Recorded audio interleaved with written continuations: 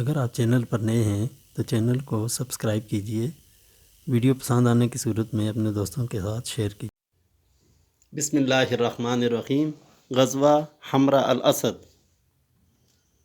غزوہ حمراء الاسد 8 شوال 3 ہجری بمطابق 27 مارچ 625 عیسوی کو واقع ہوا۔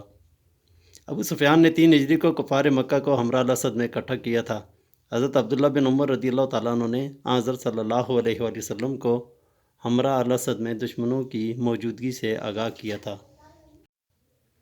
حضرت جابر رضی اللہ تعالیٰ عنہ جو غزوہ احد میں موجود نہیں تھے لیکن انہیں غزوہ حمراء الاسد میں شامل کر لیا تھا۔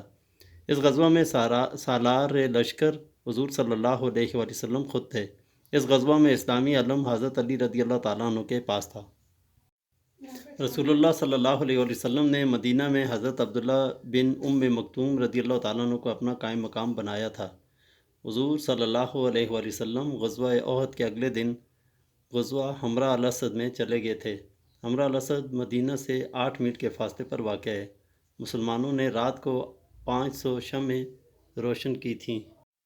آپ صلی اللہ علیہ وآلہ وسلم 3 دن تک حمراء الاسد میں ٹھہرے تھے۔ ادھر ابو سفیان کو مقام روحہ پر پہنچ کر احساس ہوا کہ اسے مدینہ کو لوٹ لینا چاہیے۔ مقام روحہ مدینہ سے 26 میل کے فاصلے پر واقع ہے۔ اس موقع پر قبیلہ بنو خزاعہ کا سردار معبد مدینہ آیا تھا۔ اس نے ابو سفیان کے ارادوں سے مطلع کیا تھا۔ حمراء الاسد سے جمعرات کو مدینہ واپسی ہوئی تھی۔ رسول اللہ صلی اللہ علیہ وآلہ وسلم نے مدینہ جا کر معاویہ بن مغیرہ کو گرفتار کر کے قتل کرنے کا حکم دیا تھا۔ 3 ہجری کو شراب کو حرام قرار دیا تھا۔